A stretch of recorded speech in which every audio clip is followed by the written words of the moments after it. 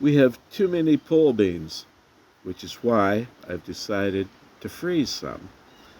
In order to freeze them, you select them for size, because like this. Because the first step before you freeze them, you need to blanch your beans, which is thrusting them into boiling water and par cooking them for like 2 minutes, maybe 3 minutes, depending on the size.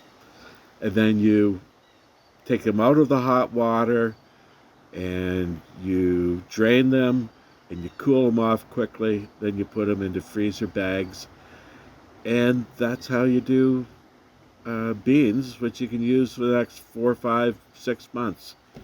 The beans I grew over here in the garden, pole beans of an unspecified kind. They're from Prince Edward County.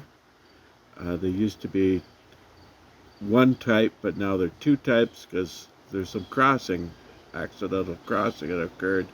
So now I have a black seeded type and a creamy type, looks like a cranberry bean a little bit. And that's all about beans.